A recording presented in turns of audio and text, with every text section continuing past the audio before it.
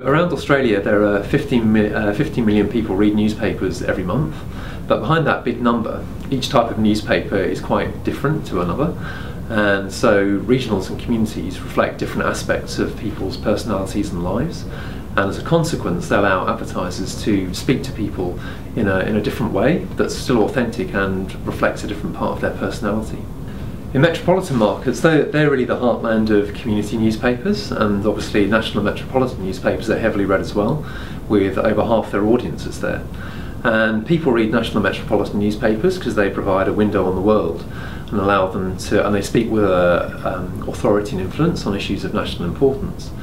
Whereas the community newspapers are very much the heartbeat of the suburb, and they give people a real sense of connection to the community where they live. So as a consequence, they provide quite different and complementary environments to advertisers. And also, because they're complementary, often people read both. So across a month, you'll have 2/3 of the community audience will also read a national metro newspaper. And obviously there are some differences in terms of demographics, so people who spend more time in their community are more likely to read those newspapers, particularly, for example, people who are 30 to 44, mums in particular, and also older people who have retired. Whereas for national metros, they tend to have a more balanced readership, particularly when you look across print and digital platforms.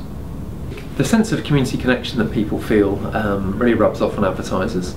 So businesses that advertise in community newspapers, people will feel much more positive about them as a result of that, and they're much more effective in that sense than other media that compete, such as letterbox drops.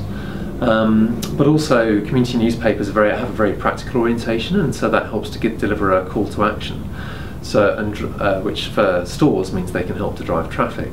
So over 60% of readers have visited a store as a result of seeing advertising in a community newspaper, and that's outscoring letterbox materials, which score 35%. So regional markets are in total bigger than Sydney and Melbourne combined, so it's a sizable market, and they have similar consumption patterns as well. And they, like in metro markets, they will read regional newspapers and also national and metro, because again they have complementary roles. So you'll find that just over half the readership of regional newspapers also read a national or metro newspaper. So national and metros provide that window on the wider world, whereas regional newspapers very much reflect the identity of the region, and so it's mind and mood, but they also stand up for the region, people will say, and hold it to account. So advertisers can tailor their messages accordingly, but also there are some other differences.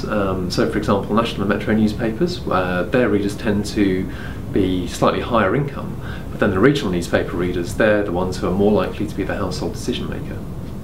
The sense of pride that regional Australians have in their local area is very much reflected in their local regional newspaper, and that can rub off on advertisers. So if they advertise in a regional newspaper, then people are much more likely to feel positive about the brand, much more so than other media such as local TV and radio.